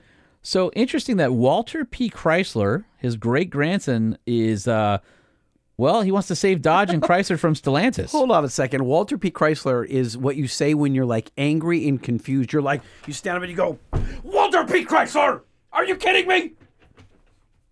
It's like a made up name, isn't it? It's a real name and a legend in automotive. Okay. Anyway, his great grandson Frank B. Rhodes Jr. Just leave it alone, Lightning. Can I get through a story? Go ahead. I didn't interrupt you. You were the words were forming. Anyway, he made this short video on YouTube discussing the need to protect Chrysler and Dodge's future, and it showed nostalgia and talked about Chrysler's first car in 26, involvement with U.S. military during World War II, all that kind of stuff. You can find it on YouTube if you search for Chrysler 21st Century FB Rhodes. And that's Rhodes. So anyway, he's has a proposal, but it's kind of light. I think he's just bummed that something that has his family name is being squandered by the Frenchies. Hey, Lightning, have you heard?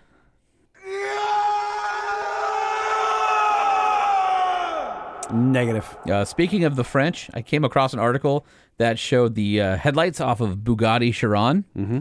And so they only made 500 of them. So there's Of the Bugattis or the headlights? Of the Bugatti. So it'd be 1,000 headlights. And so obviously they're not a cheap car and they're not cheap units.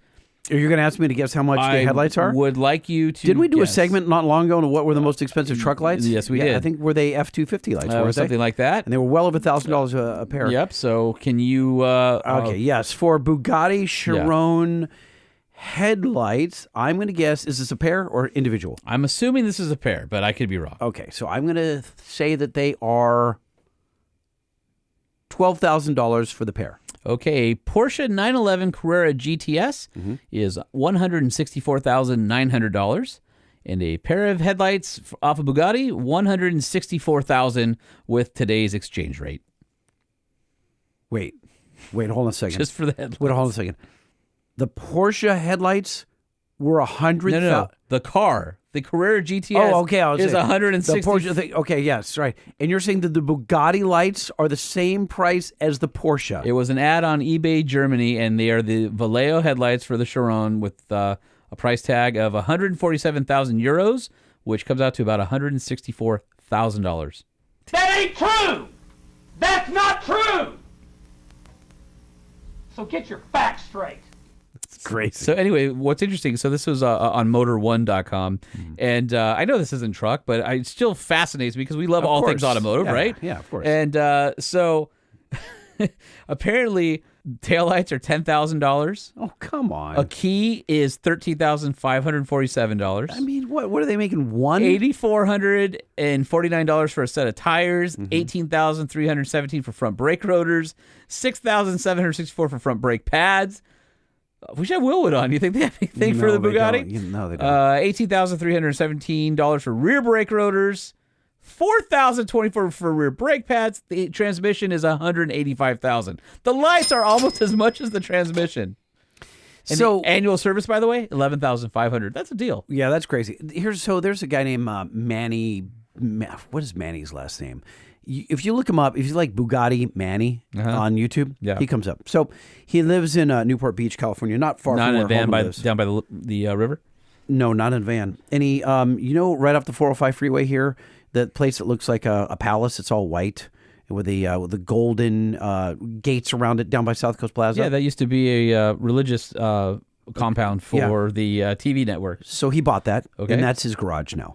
Oh, cool. So Nice spot. it's a massive It's funny because it's right in the compound. middle of a neighborhood. Correct. There's no access from like a main street. You drive through people's houses to get through. Yeah, but he's right on the 405 freeway, which Well, you can see it, but you can't get off there. That's correct. Yeah, but anyway, so he bought that, and he has the Hermé version of the Bugatti, like a one of one, and he has one or two Chirons. So when are we going? And I don't know him personally, Oh, but then why are we talking about this? Because it's crazy. Because he lives like here where we are, and he's got to. If someone knocks out a headlight, he's gonna have to spend $100,000. Bonkers. Yeah, well, that's the Bonkers. Listen, how does he have that kind of money? Listen. Yeah, He does. Yeah. Hey, Lightning, have you heard? I said no. No, I haven't. So, as you know, we talked about the Ford Maverick in a lot of detail recently.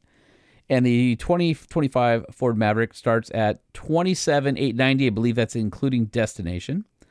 And Hyundai just came out with their pricing for the 2025 Hyundai Santa Cruz, which gets a $1,910 price hike. So the base trim starts at $29,895. So like a couple grand more than the Maverick. Like, why wouldn't you just You do the Maverick. I'd get the Maverick. Not even close. Like I know Hyundai's coming out with better cars. I just don't see them as a premium brand. I know there's a lot of people saying good things. They're trying really hard now. I know. I just don't. Like I said, I grew up in the Genesis. 80s. I saw the Excel. I know what. Have you seen the Genesis SUV? Great. They're great cars. The GV80, great. Looks fine. And It's honestly, Genesis, from as far as a luxury brand, like great. They're making great stuff. They hired, I think, a bunch of BMW designers, and they changed the but design the problem language. is it's still and- Genesis until I it's think- not Genesis I don't know. anymore. You know? I'd rather have a Genesis than a Hyundai. Oh yeah, for sure. But like, you don't. The Hyundai is and the Genesis is. I actually think the Genesis are pretty decent. It's not that the quality's not good. No, it's I that think- I when think they you're look getting good. into that level, Yeah. it's like you got to But do a that's how- BMW or Mercedes, no, right? that's how Lexus and Infiniti got in. They gave you BMW and Mercedes quality at a near luxury price point. But it was Toyota, which was really respected. And Nissan. But I'm just saying, Yeah. like, that's how they started those luxury brands. You got to start somewhere. And honestly, Genesis has come up a lot. I'm just not a huge Korean car fan. Mm-hmm. Like, come at me, Hyundai. Prove me wrong. Come. I mean, there's some Kias. I let's mean, do I owned something. the Telluride. It was a great car. Yeah, I mean, Although the sound system was awful. Yeah, worst. They could be better. They need a guy like me to go in there and be Yeah. like, hey, if you want to be Do they not have authentic- ears in Korea? Like, I don't understand. What were they listening to? Like, That's how bad your sound system was? it was awful. There was no highs, no lows. It wasn't even as bad as Bose. Okay. I mean, it Bose wasn't even joke. as good as Bose. All right. Hey, Lightning, have you heard? No. No. So going back to supercars, because why not? Horatio Pagani says he's sticking with V12s because, quote unquote, no one wants a hybrid. So Yes. we should. Even after Porsche and Ferrari are doing hybrids, It's good for Pagani's him. like, no. No, So we're not gonna do is he keeping Mercedes in business with the V12? Maybe he will be. I mean, why? Because aren't all those Paganis I Mercedes think engines? so. I think they're based on that. Yeah. Oh. So Good for him. Yeah. Keeping the dream alive. Give him a trophy. Hey, Lightning, have you heard? I mean, no. So we talked about the Ram 1500 Classic going adios, right? Mm-hmm. So it's funny because we get the note from Stellantis saying, hey, and from Ram, it's finally dead. We're killing it. Out with the V8, and there's no fanfare. Know how much money that thing printed for Ram over the years? It's because it was boring. It wasn't boring. It was a great truck. No, It's still a great truck. I didn't say it wasn't a great truck. It's you not can be boring. a great truck and boring. No, it's not boring. It's not boring at all. Yeah, it's boring. Listen, the Brazilians did a full Ram 1500 Classic RT farewell. It's kind of rad. Red, blacked out grills, some graphics on it, 20-inch wheels, Hemi. It's fine. I don't Yeah. hate it. It's just No, but at least they did something. No, you have problems. You're just up on your pedestal because you have a TRX and you No. Listen, Hold on the a second. average person Anything- can afford that. I'm not saying it's not a good truck. I'm saying at a certain point, rest it, move on. It's a They car just company. did. That's the story. Okay, but it's like you don't have to have fanfare. Why? It wasn't like it's not a Halo product for them. It absolutely made all the money. Your That's TRX not- that's exists not because Halo. of that. That's not Halo. Halo is something no, that's like no. If you're looking at the Ram brand, the Ram 1500 was its Halo product. That's what printed money for them. That's why you have a TRX. No. You misunderstand. No, the I'm term not Halo. misunderstanding. Halo. No, is you're when- saying it's a bespoke vehicle that's blah blah and it's limited and blah blah blah. That's what you're saying. Is it not? a Halo. Oh, God. Anything is you sell few of them, and it gets all the press, and that press bleeds into the stuff that's a little more milk toast. Or you have a very simple lineup and you have a high volume vehicle that allows you to make cool stuff. That's fine, and that's what that was. Hey, Lighting, have you heard? No. Where did you get that from? Don't know. Cracks me up. Why the hell don't we have a Ford Everest Tremor here? I don't know what that is. It's basically based on a... think about if the Ford Explorer never went unibody and was still based on the Ranger. It's available overseas. They just made a Tremor version. It's Damn. freaking badass. Wait, what the heck? That is Body on frame, four-wheel drive, 33s. That is, hold on a second. That's every SUV kind of all squished together. That Who is. cares? It looks great. No, it's cool. It's very cool looking. Huh. And you get a 3-liter diesel with 443 pound-feet of torque. You get a diesel. Apparently, some people caught it testing in the United States, even though it's not coming here. But then they introduced the Everest Tremor in Australia, and it's got Bilsteins on it. It's got General Grabber AT3 tires, an inch of ground clearance. It's basically rad. So just Google Ford Everest Tremor and check it out because it's freaking awesome, and it's one of those stupid things we can't have here. Can I ask a dumb question? How many people do you think base their vehicle purchase decision on tires? Because they'll highlight it in on the list of things like, hey, it's got so much towing capacity and it's got room for 7 and blah, blah, blah, and it's got these tires. And I think the tires are cool, but the tires are disposable. They are going to wear out, so why highlight them? Because it means you don't have to replace them off the factory floor, and it also means that here's the size that you can have on there for in perpetuity. We gave you an inch taller tire. That's a big deal. Okay, but then they're like, you like General Grabbers. I mean, they're great tires, but like... Great, so you know you're not getting a cheap pile of crap tire that's going to leave you stranded in the middle of nowhere. Do you think so you think it's a good selling point? Yeah, absolutely. Okay. You want just like a...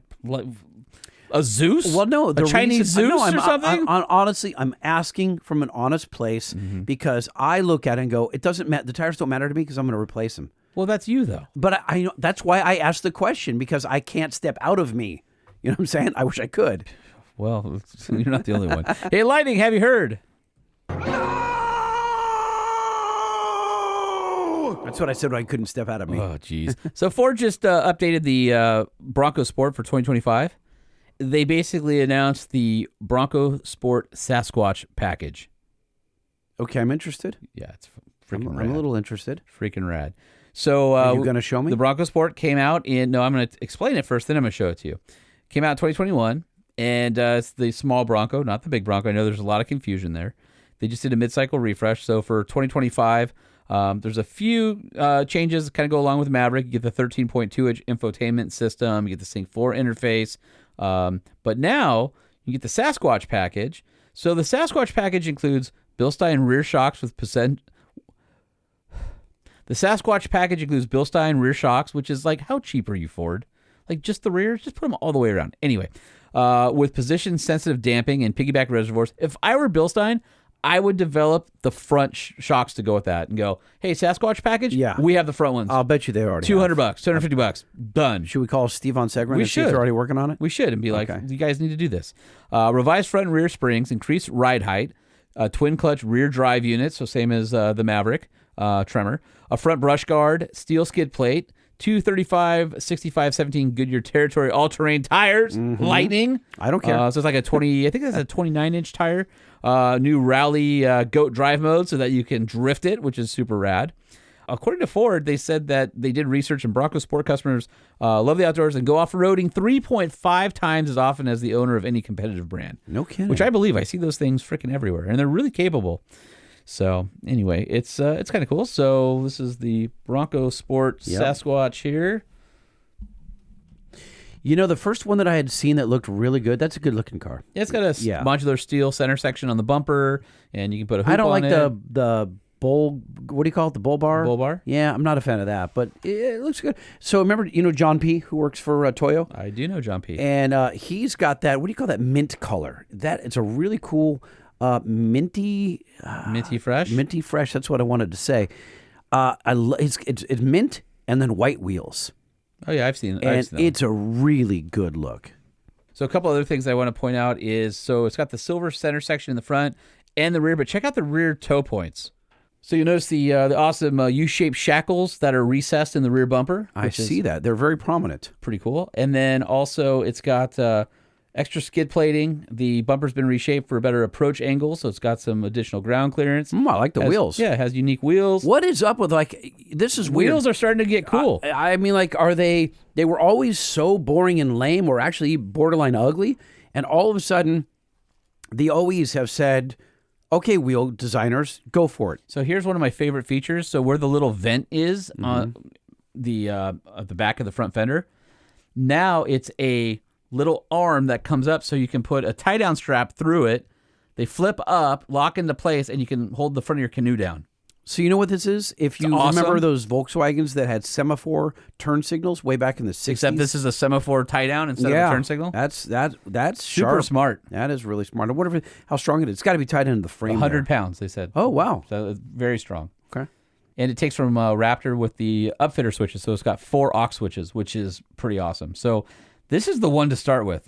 Pricing hasn't been announced yet, but it's got some pretty decent off-road shops, especially with the twin clutch rear differential. So this thing is badass, dude. If you are in the market for a little cable and you're looking at like Subarus and stuff, like a Crosstrek, or the Outback or whatever they call it. Dump it. Yeah. Go get this. This thing is super rad. So I am seeing so many of those Subarus everywhere. I don't know. How did they become so trendy? I don't know, but every kid in college wants one and has one. Oh, now. yeah. So My oldest boys wanted and one. girls, by the way. Yeah. It's crazy. Yeah, it's a unisex car. Go get a Bronco Sport Sasquatch package. It actually makes the Bronco Sport super rad, I think. Okay. If you happen to have a news story you want us to cover, send it to truckshowpodcast@gmail.com, Holman at truckshowpodcast.com, or your boy Lightning at truckshowpodcast.com. The Truck Show, the Truck Show, the Truck Show, oh, oh. And And don't forget to follow your favorite podcast and podcasters on Instagram, and that would be at Truck Show Podcast, at LBC Lightning, and at Sean P. Holman. And also, apparently, you guys have been leaving comments on Spotify. So at the episode level, you can leave comments, and we've got a 4.9 out from 172 people on Spotify. Wait, what? Yeah. I didn't even know that you could leave comments. So thanks, guys. I'll read a couple of them here. We had episode 64, season 2 with the Lilienthals, and John Mitchell said, always awesome. We had one from episode 70 from Josh. Great info on the best anti-theft available. We're the ones who bypassed the Unravel code and made the videos. I sent them an email with the $10,000 challenge. They've ignored them all. So okay. That's this is the Igla Man. We got one from Monster Mustang Sean about the 24 Ranger Raptor. Awesome podcast. Can you please make one in lime green and one like a 6x6 and lowrider and Hot Wheels version? And make sure you make tons of them in Hot Wheels and send them to every store out there in Rathdrum and Star, Boise, Idaho with badass graphics. So there's some fun stuff in here. Listen, leave comments, dude. If you guys, if you want to drop a nugget of comedy, leave a comment and we'll read it. That sounds fun. And listen, you guys know that Spotify's taken over the world and we love it. So yes, Apple has been dominant forever. If you guys listen on Android or Apple, whatever, Spotify that's my jam. Yeah, I love the music quality. They're our number there. 2 now. It's good, and it should be, because they deserve it. I love the audio quality. If you're not an audio nerd, whatever. But for streaming, it's pretty damn good. No, it's not FLAC. It's not lossless, but it's really pretty good. People will build playlists, and I follow other people's playlists, and I get lost in the music, and I'm a music nerd, and I love it, I love it, love it. So Spotify, leave us a comment and a 5-star rating, please. And don't forget to head over to truckshowpodcast.com where you can check out the featured products page for awesome discounts. And any of you who bought EGR products, you can get a rebate. All that information is on truckshowpodcast.com, as well as our events calendar. So a bunch of stuff coming up in September. You got the Bronco Super Celebration West, Lifted Truck Nationals, Fall New Jersey Jeep Invasion, so much more right there at truckshowpodcast.com under the event calendar. And then from there, you can go right in and register and check out all the info from these events. Hope you enjoy all the hard work we put into it, so check it out. All right, thank you, Nissan, for being the presenting sponsor of the Truck Show Podcast. So head on over to nissanusa.com or down to your local dealer where you can check out one of the best midsize trucks on the market in the new Nissan Frontier. And if you've got a diesel pickup truck and you want to get some more longevity out of it, maybe some more power, head over to bankspower.com, type in your year, make, and model, and find the parts that fit your rig. Also, AMSOIL has you covered with motor oil, lubricants, protectants, grease, additives, and more. If you're looking for quality full synthetics, you can find out how AMSOIL synthetic lubricants can save you money and time by helping your vehicle run better and last longer than with conventional oils at AMSOIL.com. When it comes to lubrication, AMSOIL is the leader in synthetics. And when you're shopping for tonneau covers, fender flares, window visors, hood guards, body side moldings, cab spoilers, sport bars, or underseat storage, EGR USA.com is where you head. Big thanks to Austin Huffman for coming in and quieting down your truck. And quieting down my truck and waking up all of your neighbors. No. This is what's hilarious. So you bring the TRX over. You're absolutely like overjoyed that you have quiet mode now. You roll into it. Sounds like a plugged up Hemi, like just nothing special. And then after the show last week, you go out and because you have 17 alarm systems, you completely blast my neighborhood with 110 decibels of sirens and noises because your alarm's hooked up to your PA. Yeah. And turned it off once, turned on again, turned it off twice, turned on again. Could not figure out how to leave. And we're sitting on my street with your truck blaring, unable to start it. I know. Here's what happened. I realized afterwards because I was kind of a deer in the headlights because it's the first time it happened to me. So with the CompuStar alarm, I have their alarm key fob, like you've always had with an alarm key fob. And then I have my RAM key fob too. I forget for some reason, I just space and I forget that I have an alarm. And an order of operations and an order of operations disarm that alarm? Exactly. So what I did is because I had the factory key fob in my hand, I just reach up. And here's what made it worse, Holman. This is the part you don't know. The prior day I was driving the Banks Ram 3500. So I was getting in and out of that truck all the time, all day long, with the factory key fob opening the door. It just unlocks, because of proximity. So I do the same thing with my truck. I just walk up and I grab the door. Of course, as soon as I open it, I hadn't disarmed the CompuStar. So it goes berserk. And then I'm trying to disarm it, but I left the door open. I would disarm it, but the alarm would rearm because the door's still open, thinking someone's still trying to break in. Had I just merely closed the door, it would have shut up, and I could have disarmed it. Instead, were frazzled. It went off, and you didn't know 3 times, and right now I can program through my Phoenix PA system whether I wanted to do like the police siren or the police horn, and the police horn is the most obnoxious because it just goes. It's horrible. It's I literally horrific. walked back into my backyard in the pod shed and just waited for it to end. And I It turned was off all the so lights in my loud. house so he wouldn't look like he was associated with me. I was a little embarrassed, and I texted you afterwards and said I was sorry because I'm sure I woke up everyone on the Oh, block. yeah. There was a lot of people that were wondering if you belonged to me. Yes, I do, sadly. The Truck Show Podcast is a production of Truck Famous LLC. This podcast was created by Sean Homan and Jay Tillis with production elements by DJ Omar Khan. If you like what you've heard, please open your Apple Podcast or Spotify app and give us a 5-star rating. And if you're a fan, there's no better way to show your support than by patronizing our sponsors. Some vehicles may have been harmed during the making of this podcast.